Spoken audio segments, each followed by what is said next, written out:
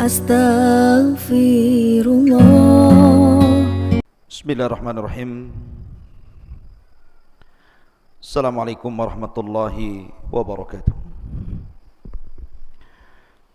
Alhamdulillah wassalatu wassalamu ala Rasulillah wa ala alihi wa sahbihi wa mawalah wa la hawla wa la quwata illa billahi wa ba'du.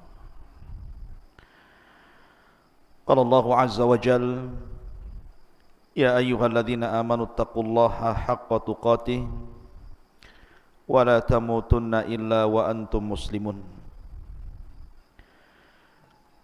Wa qala sallallahu alaihi wasallam, man salaka tariqan yaltamisu fihi ilma sahhalallahu bihi tariqan ilal jannah. Amma ba'du, ma'asyiral muslimin wal muslimat. Alhamdulillah, di malam hari ini kita bisa duduk kembali bermajlis ilmu walaupun lewat media. Dan pembahasan di malam hari ini kita masih membahas tokoh-tokoh Islam, satu di antara Khalifatul Islam, Ali ibn Abi Talib radhiyallahu anhu. Ma'asyiral muslimin yang dimuliakan Allah Azza wa Jal, kita tahu bahawa hari ini banyak anak-anak muda yang salah kaprah ketika mencari idola. Tentu karena budaya barat yang sampai kepada kita selalu menyodorkan tokoh-tokoh yang sebenarnya tidak lebih mulia daripada tokoh-tokoh Islam. Dan anehnya anak-anak muda di zaman sekarang justru lebih mengenal tokoh-tokoh barat. Apakah pemain bola, apakah selebritis, artis ataupun yang sejenis mereka, lebih hafal biografi mereka dibandingkan tokoh dalam Islam. Padahal kemuliaan tokoh dalam Islam seperti yang kita akan kisahkan di malam hari ini, kisah Ali bin Abi Talib radhiyallahu an, di mana syakhsiyah Ali radhiyallahu an, kepribadian Ali radhiyallahu an sangat dihajatkan oleh anak-anak muda di zaman sekarang. Kalau cerita tentang keberanian, Ali lah orangnya. Kalau cerita tentang kekuatan, maka Ali lah orangnya. Kalau cerita tentang pengetahuan, kemudian ibadah, akhlak, zuhud, tawadu, warah, dan bagaimana cara menghadapi fitnah, Ali lah orangnya.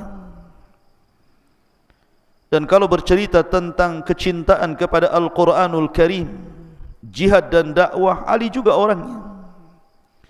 Dan sifat-sifat itu yang kita hajatkan bagi anak-anak muda di zaman sekarang. Maka malam ini kita akan mengkisahkan siapa tokoh besar yang kita akan kisahkan, Ali bin Abi Talib radhiyallahu anhu. Ma'asyiral muslimin yang dimuliakan Allah Subhanahu wa taala, Ali adalah seorang laki-laki yang masuk pada sabda Nabi sallallahu alaihi wasallam, sab'atun yudhilluhumullahu fi dhillihi yauma la dhilla illa dhilluh. Ada 7 kelompok yang akan mendapatkan naungan di hari yang tidak ada naungan kecuali naungan Allah. Salah satunya adalah syabun nasha'a fi ibadatillah, anak muda yang tumbuh di atas ibadah kepada Allah Subhanahu wa taala. Alilah orangnya. Seluruh kehidupannya di atas ibadah, di atas jihad, di atas akhlak, di atas ketaatan kepada Allah Subhanahu wa taala. Ketika berusia 10 tahun, maka Ali radhiyallahu an sudah hidup satu rumah bersama Nabi sallallahu alaihi wasallam. makan bersama Rasul, minum bersama Rasul, jalan bersama Rasul, keluar masuk bersama Rasul, sehingga dia paling hafal bagaimana akhlak Nabi sallallahu alaihi wasallam. Sehingga Ali radhiyallahu an betul-betul menyaksikan bagaimana permulaan dakwah, permulaan nubuwah dan kerasulan Nabi sallallahu alaihi wasallam, dan apa yang dilakukan orang-orang musyrik kepada Nabi sallallahu alaihi wasallam. Karena Ali radhiyallahu an tidak pernah lepas di samping Nabi sallallahu alaihi wasallam sejak zaman jahiliyah ataupun setelah dia masuk Islam. Tidak pernah berlepas bersama Nabi sallallahu alaihi wasallam. Wajar kalau seandainya banyak hadis-hadis Rasul yang menjelaskan tentang keutamaan Ali bin Abi Thalib radhiyallahu an. Ma'asyiral muslimin yang dimuliakan Allah Subhanahu wa taala, Ali adalah orang ketiga yang mula-mula masuk Islam dan yang keempatnya Nabi sallallahu alaihi wasallam. Karena ketika itu di permulaan dakwah tidak banyak orang yang masuk Islam. Hanya Abu Bakar Siddiq radhiyallahu an dari kalangan orang dewasa, kemudian Ali sendiri dari kalangan anak-anak, dan Zaid ibnul Harith dari kalangan budak. Itulah mula-mula masuk Islam, dan yang keempatnya Nabi sallallahu alaihi wasallam.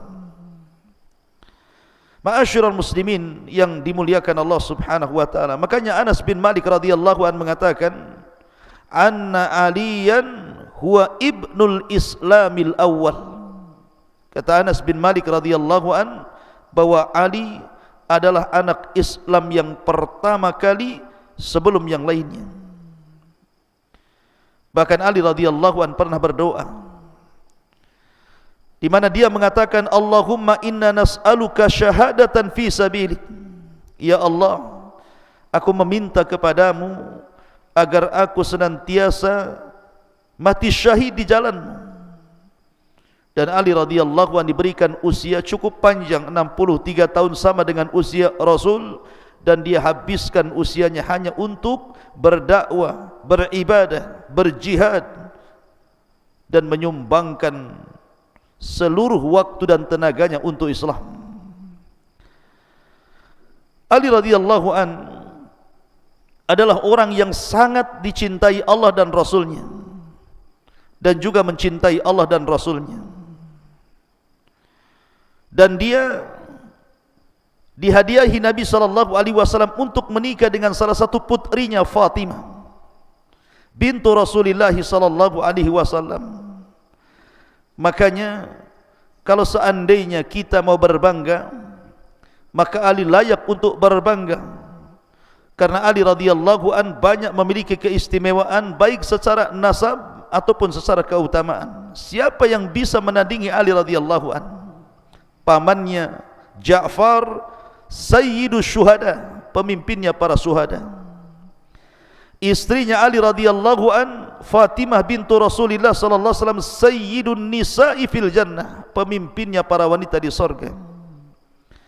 Kemudian anak-anaknya Hasan dan Husain, sayyidah syababi ahlil jannah, pemimpin anak-anak muda di surga. Dan dia sendiri adalah khalifatul Islam, pemimpin Islam setelah Abu Bakar, Umar, kemudian Uthman. Maka dialah yang pertama kali menjadi khalifah dari Bani Hashim. Kan Abu Bakar dari Bani Taim, Umar dari Bani Adi, dan Uthman dari Bani Umayyah, dan dia satu-satunya khalifah dari Bani Hashim. Bahkan dia adalah Hashimiyah dari segi nasab ibu dan ayahnya.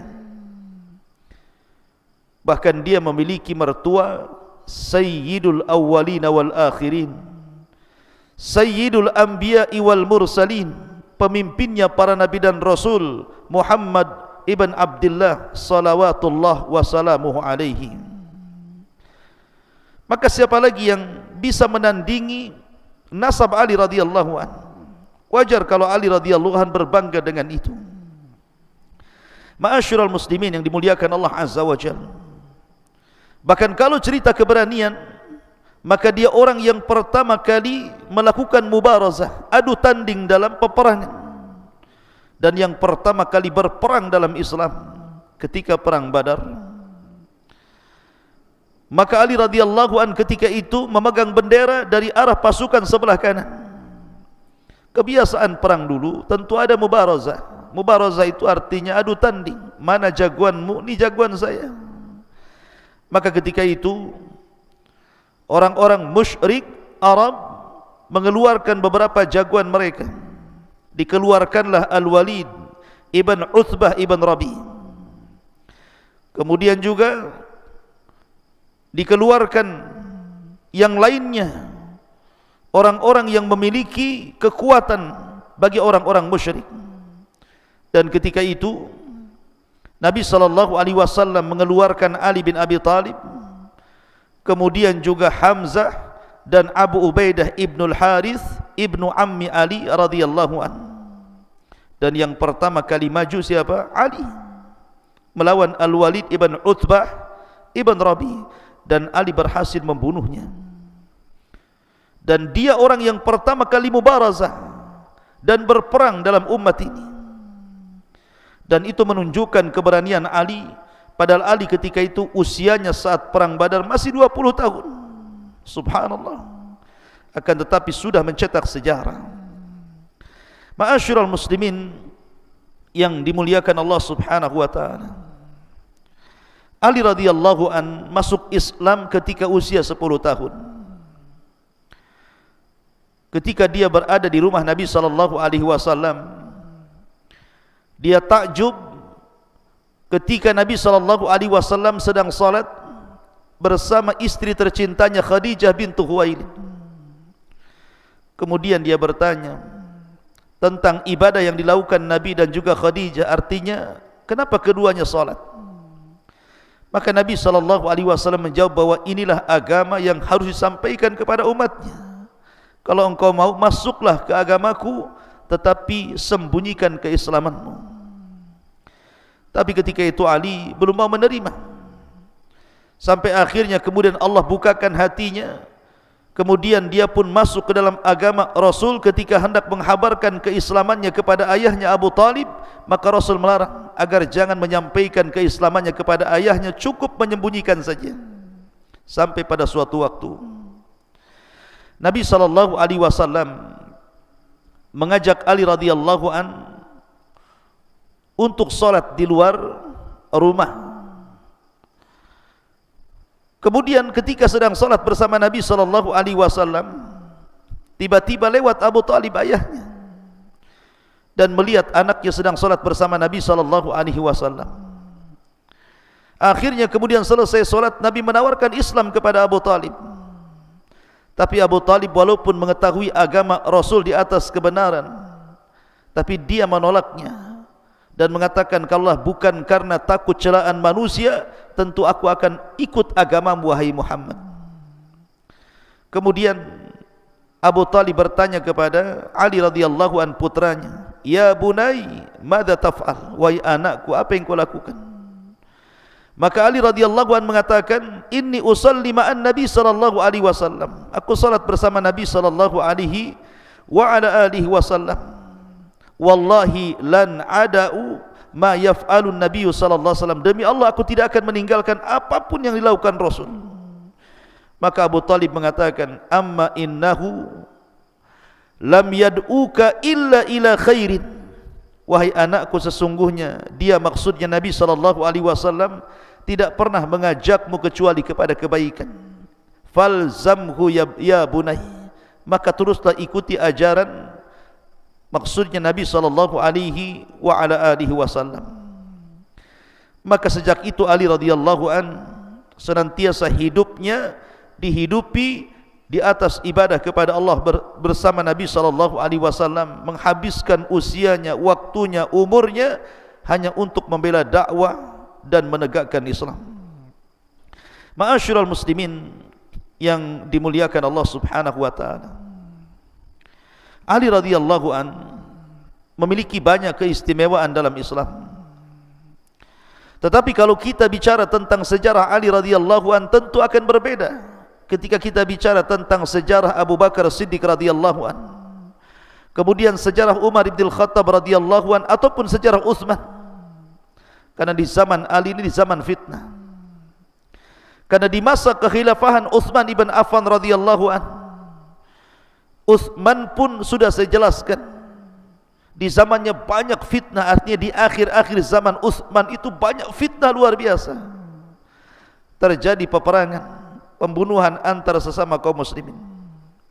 Makanya kemudian sirah Ali radhiyallahu an akan berbeda dengan sirah Abu Bakar, Umar dan juga Utsman, karena di zaman Ali itu penuh dengan fitnah. Nanti kita akan jelaskan bagaimana liku-liku perjuangan Ali radhiyallahu an di dalam menghadapi fitnah ini. Karena di zaman Ali radhiyallahu an manusia terpecah menjadi dua. Ada manusia itu yang mereka ekstrim, ghulu, mengagungkan Ali radhiyallahu an sampai menuhankan Ali radhiyallahu an. Seperti kelompok Sabaiyah mengatakan kepada Ali radhiyallahu an, antal ilah, engkau adalah Tuhan. Maka Ali radhiyallahu an kemudian menghukum mereka dengan cara membakarnya. Tetapi orang-orang yang selamat dari pembakaran itu justru makin yakin bahwa Ali di atas ketuhanan. Karena Nabi SAW bersabda, la yu'adzibu bin nar illa rabbun nar. Tidak diazab dengan api kecuali Rabb pemilik api. Tidaklah mengadab dengan api kecuali Rabb pemilik api, maksudnya Allah Azza wa Jalla. Idzan, kalau begitu, fal aliyu huwal ilah, Ali adalah Tuhan. Tapi kelompok yang lainnya justru merendahkan Ali, menghina Ali, bahkan sebagian mereka mengkafirkan Ali radhiyallahu an, bahkan berusaha untuk membunuhnya, dan Ali pun mati syahid di tangan Abdurrahman ibn Mulzam. Bagaimana kisahnya nanti kita akan kisahkan semuanya. Tapi yang jelas bahwa malam ini kita akan menjelaskan beberapa hadis yang dikeluarkan Imam Bukhari dan Muslim ataupun yang lainnya, tentu hadis-hadis yang sahih tentang fadilah keutamaan Ali radhiyallahu an. Apa saja fadilahnya? Disebutkan dalam Sahih Bukhari, Nabi SAW mengatakan, innama anta minni wa ana minki. Ya Ali, sesungguhnya dirimu bagian diriku dan juga diriku bagian dirimu. Artinya ini menjelaskan keutamaan bahwa Ali radhiyallahu an bersama Nabi SAW tidak bisa dipisahkan. Siapa yang membenci Ali artinya membenci Rasul, dan siapa yang mencintai Ali artinya mencintai Nabi SAW. Bahkan dalam perang Tabuk, Nabi SAW tidak melibatkan Ali dalam pasukan. Kemudian Ali radhiyallahu an ketika itu datang kepada Rasul dan mengatakan, ya Rasulullah, apakah engkau harus meninggalkan diriku hidup bersama para wanita dan anak-anak? Biarkan aku terlibat dalam perang. Tapi Nabi SAW mengatakan, ya Ali, amma tarda antakuna minni bimanzilati Harun min Musa illa annahu la nabiyya ba'di. Ya Ali, ridhokah dirimu agar dirimu di posisiku seperti posisi Harun di hadapan Musa alaihi salatu wassalam, akan tetapi tidak ada nabi sepeninggalku. Nabi SAW menghendaki dengan kata-kata bahwa engkau wahai Ali, ridhokah engkau wahai Ali bahwa engkau sekedudukan sama dengan Harun di tengah-tengah Nabi Musa. Di sini gara-gara hadis ini tersesatlah satu kelompok yang disebut dengan Syiah. Mereka menganggap bahwa ini wasiat kekhilafahan kepada Ali radhiyallahu anhu sepeninggal Nabi SAW, sehingga sebagian mereka sampai berani mengkafirkan Abu Bakar, Umar dan Utsman karena merebut kekhilafahan Ali setelah Nabi SAW. Mereka salah paham dengan hadis ini. Hadis ini tidak ada isyarat wasiat ke sana. Hadis ini tidak ada wasiat kekhilafahan Rasul kepada Ali radhiyallahu anhu. Ini yang pertama. Yang kedua, Nabi hendak menjelaskan keutamaan Ali. Dan yang ketiga, Harun tidak menggantikan Nabi Musa, karena Harun meninggal sebelum Nabi Musa meninggal dunia. Ada yang mengatakan ahli sejarah 40 tahun setelahnya, walaupun pendapat ini fihi nazar, karena bagaimanapun Arduti, negeri linglung itu 40 tahun, mungkin kurang daripada itu. Yang jelas bahwa Nabi Harun meninggal sebelum Nabi Musa, artinya Harun tidak menggantikan Musa. Maka tidak benar, hadis ini tidak ada isyarat ke sana. Karena ulama ahli sunnah wal jamaah sepakat bahawa khalifatul Islam yang pertama Abu Bakar, kemudian yang kedua Umar, kemudian yang ketiga Uthman, baru yang keempat Ali bin Abi Talib radhiyallahu anhum ajmain. Ma'asyiral muslimin yang dimuliakan Allah Subhanahu wa taala. Kemudian juga hadis yang lainnya, ketika Nabi SAW hendak menggerakkan pasukan ke Khaybar, dan kita tahu Khaybar adalah perang melawan orang-orang Yahudi yang terakhir. Karena Nabi SAW perang melawan orang-orang Yahudi di Madinah itu 4 kali. Pertama melawan Bani Qunaiqah, kemudian melawan Bani Nadir, kemudian melawan Bani Quraidah, yang terakhir melawan orang-orang Yahudi di Khaybar. Dan Khaybar adalah negeri yang sangat kaya dengan kebun kurma terbaiknya, dan itu dikuasai oleh orang-orang Yahudi dan memiliki benteng-benteng yang kokoh, sehingga ketika menyerang Khaybar susah untuk menggempur benteng apalagi merobohkannya. Akan tetapi Nabi SAW mengatakan, la u'tiyanna rayata gadan li rajulin yuhibbullaha wa rasulahu wa yuhibbuhullahu wa rasuluhu. Kata Nabi SAW, sungguh aku akan berikan besok orang yang akan memegang bendera perang kepada seorang laki-laki yang mencintai Allah dan Rasulnya dan dicintai Allah dan Rasulnya. Yaftahullahu ala yadaihi, di tangannya kemenangan perang itu. Subhanallah, ketika Nabi SAW bersabda seperti ini, semua para sahabat di malam itu tidak ada yang tidur. Mereka berangan-angan, bercita-cita bahwa mereka lah yang memegang bendera itu, termasuk Umar bin Khattab radhiyallahu an. Makanya dalam hadis Abu Hurairah radhiyallahu an indal Bukhari, ketika esok harinya para sahabat sudah berjubel di tenda Nabi SAW sampai Umar ingin menampakkan dirinya, ingin ngacung supaya Rasul memilih dirinya. Kata Umar, demi Allah, aku tidak suka untuk menjadi pemimpin kecuali hari itu. Tetapi Nabi SAW justru mencari orang yang tidak ada dan tidak hadir di situ. Kata Rasul, aina Ali? Di mana Ali? Aina Ali? Di mana Ali? Akhirnya kemudian orang mengkhabarkan bahwa Ali sedang sakit matanya, kena romat. Tapi Nabi SAW mengatakan, panggil Ali kemari. Kemudian Ali pun kemudian didatangkan ke hadapan Rasul. Kemudian Nabi SAW fabasaka fi ainaihi, Rasul pun kemudian meludahi kedua mata Ali radhiyallahu anhu.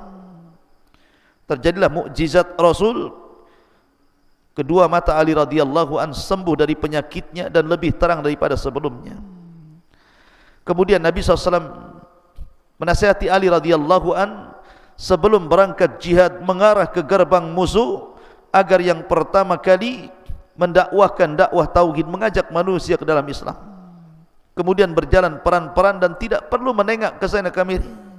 Maka Ali pun sesuai dengan perintah Rasul bergerak menuju Khaybar dan tidak pernah melihat ke kanan ke kiri. Sampai akhirnya Ali radhiyallahu anhu berteriak, ya Rasulullah, ala madza uqatilun nas? Ya Rasulullah, ala madza uqatilun nas? Kepada apa aku harus memerangi manusia? Maka Rasul mengatakan, ala an yashhadu an la ilaha illallah wa anna Muhammadar Rasulullah, agar engkau memaksa mereka bersaksi tidak ada sesembahan yang berhak disembah kecuali Allah dan Muhammadlah utusan Allah Subhanahu wa taala. Kalau mereka memang mentaati engkau wahai Ali, maka asamu minna dima'uhum wa amwaluhum wa hisabuhum 'ala Allah. Berarti kalau mereka mau mengucapkan dua kalimat syahadat, maka hati-hati, berarti sudah haram darahnya ditumpahkan, diambil hartanya dan hisabnya diserahkan kepada Allah Azza wa Jalla. Kemudian Rasul mengatakan, ya Ali, la in yahdiyakallahu rajulan wahidan bika khairun laka min humrin na'am. Ya Ali, seandainya Allah memberikan hidayah kepadamu, lantaran dirimu ada orang mendapatkan hidayah Allah, itu lebih baik daripada unta merah. Maka Ali pun bergerak, kemudian berhasil melumpuhkan Khaybar. Di tangan Ali lah kemenangan Khaybar jatuh ke tangan kaum muslimin. Di sini dalam peristiwa ini ada mukjizat dua, mukjizat kauliyah dan mukjizat fi'liyah. Adapun mukjizat kauliyah, mukjizat ucapan, karena Rasul mengatakan yaftahullahu ala yadayhi, di tangannya kemenangan perang ini, dan menjadi sebuah kenyataan di tangan Ali lah kemenangan perang ini. Kemudian yang kedua, mukjizat fi'liyah. Nabi SAW meludahi kedua mata Ali yang sedang sakit, kemudian fabariya ka'allam yakun, kemudian tiba-tiba sembuh seolah-olah tidak pernah sakit. Ma'asyiral muslimin yang dimuliakan Allah Azza wa Jalla. Kemudian juga di antara keutamaan Ali radhiyallahu an, Nabi sallallahu alaihi wasallam menyebutnya Ali sebagai Aba Turab. Dan itu kunyah yang sangat disukai Ali radhiyallahu an, Abu Turab. Disebutkan dalam sebuah hadis ketika Nabi sallallahu alaihi wasallam berkunjung ke rumah putrinya Fatimah. Dilihatnya Fatimah sedang bertengkar bersama suaminya. Wajar, dalam rumah tangga itu pasti ada pertengkaran. Walaupun keluarga sahabat Nabi SAW, tapi yang paling penting bagaimana cara mengelola pertengkaran itu sehingga menjadi sebuah perdamaian. Dan Nabi SAW mertua yang baik. Kemudian dia mencari menantunya Ali radhiyallahu an. Diutusnya para sahabat untuk cari informasi di mana Ali, karena sedang bertengkar dengan Fatimah. Maka dapat informasi bahwa Ali sedang tidur di Masjid Nabawi. Bergegaslah Rasul menuju Masjid Nabawi. Rupanya Ali sedang tidur. Ketika itu kemudian badannya ataupun pakaiannya penuh dengan debu. Karena Masjid Rasul beda dengan masjid hari ini yang ada permadaninya, yang ada sajadahnya. Masjid Rasul berupa tanah, sehingga kalau tidur di Masjid Rasul penuh dengan tanah. Maka Nabi SAW mengatakan, Kum ya Aba Turab, kum ya Aba Turab. Wahai bapak tanah, bangkitlah wahai bapak tanah. Sambil Rasul mengusap-ngusap pundak Ali dan membersihkan tanah ataupun debu yang ada di pakaiannya. Subhanallah. Ketika itu Nabi SAW mengajak Ali untuk mendamaikan Ali bersama putrinya Fatimah. Sesampainya di rumah maka Rasul mendamaikan, bahkan mengatakan kepada Fatimah, ya Fatimah, innahu lam ra'ata bimra'atin la tajidu raihata zawjiha. Wahai Fatimah, seorang wanita tidak punya kehormatan jika satu hari tidak mencium bau suaminya. Ali radhiyallahu an sangat senang kalau dipanggil Aba Turab, karena itu adalah laqab yang diberikan Nabi sallallahu alaihi wa ala alihi wasallam. Ma'asyiral muslimin yang dimuliakan Allah Subhanahu wa taala. Juga disebutkan dalam Sahih Muslim ketika Muawiyah ibn Abi Sufyan berbincang dengan Sa'ad bin Abi Waqqas, dan kita tahu bahwa Muawiyah pernah bersengketa bersama Ali radhiyallahu anhu sehingga terjadi perang Siffin.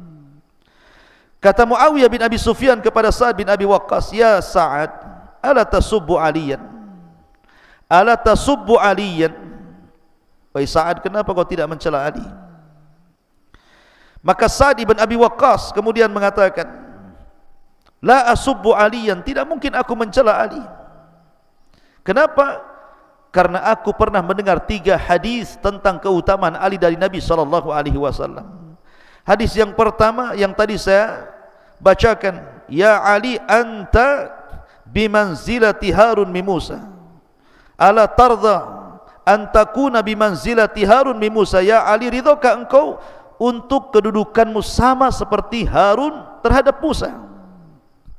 Kemudian yang kedua, la'utiyanna rayata gadan, aku akan berikan bendera besok pagi kepada orang yang mencintai Allah dan Rasulnya dan dicintai Allah dan Rasulnya. Artinya Ali dicintai Allah dan Rasulnya, tidak mungkin aku mencela orang yang dicintai Allah dan Rasulnya.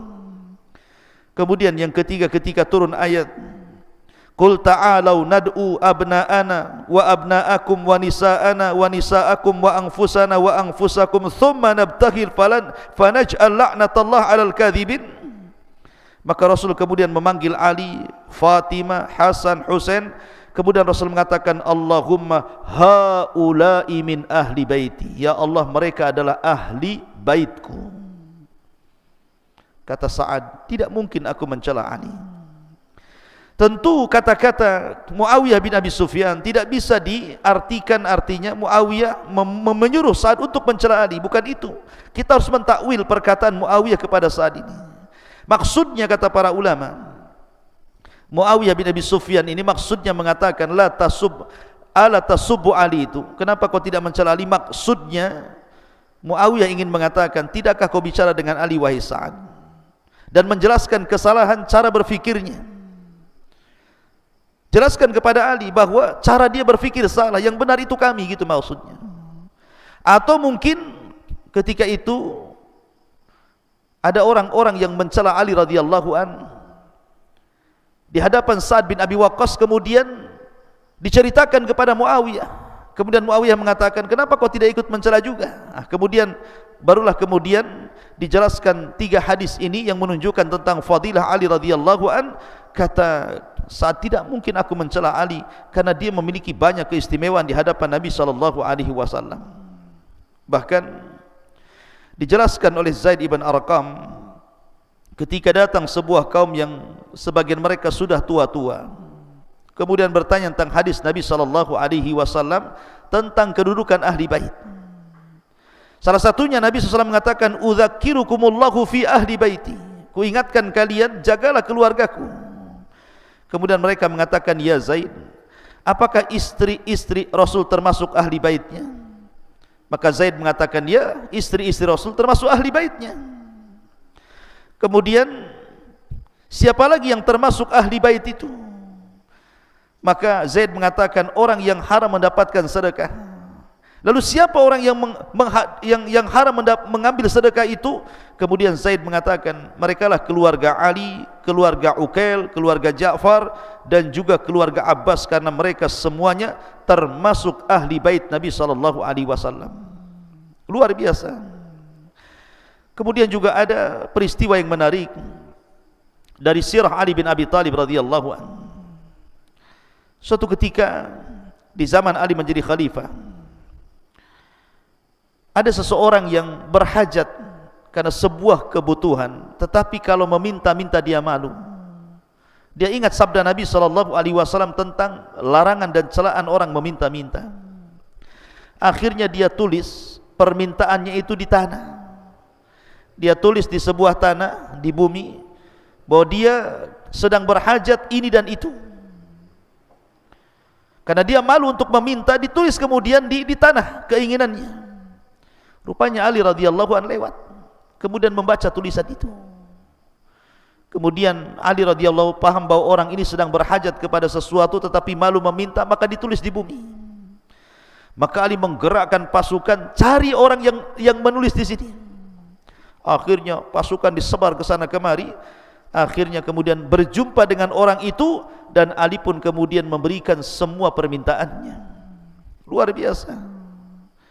Itulah karamnya Ali radhiyallahu an. Intinya bahwa kisah Ali ini masih panjang, ini baru muqaddimah.